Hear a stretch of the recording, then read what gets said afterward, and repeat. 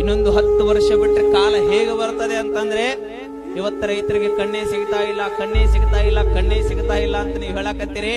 ಇನ್ನೊಂದು 10 ವರ್ಷ ಹೋಗ್ಬಿಟ್ರೆ ಭಾರತದಲ್ಲಿ 1 ಎಕರೆ ಇದ್ದವ ಶ್ರೀಮಂತ ಇರ್ತಾನೆ, ಹೊರತಾಗಿ ಗೋರ್ಮೆಂಟ್ ನೌಕರಿ ಇದ್ದವರಲ್ಲ.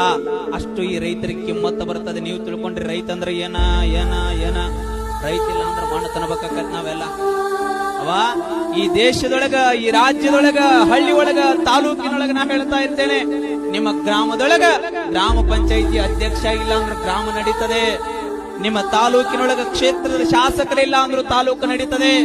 ರಾಜ್ಯದೊಳಗ ಮುಖ್ಯಮಂತ್ರಿ ಇಲ್ಲದೆ ಇದ್ರೂ ಸಹಿತ ಈ ರಾಜ್ಯ ನಡೀತದೆ.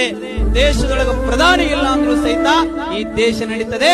ಆದರೆ ರೈತ ಇಲ್ಲದೆ ಹೋದ್ರೆ ನಾವೆಲ್ಲ ಹೊಟ್ಟಿಗೆ ಮಣ್ಣು ತಿನ್ನಬೇಕಾಗ್ತದೆ, ಮಣ್ಣು ತಿನ್ನಬೇಕಾಗ್ತದೆ. ರೈತನಿಗೆ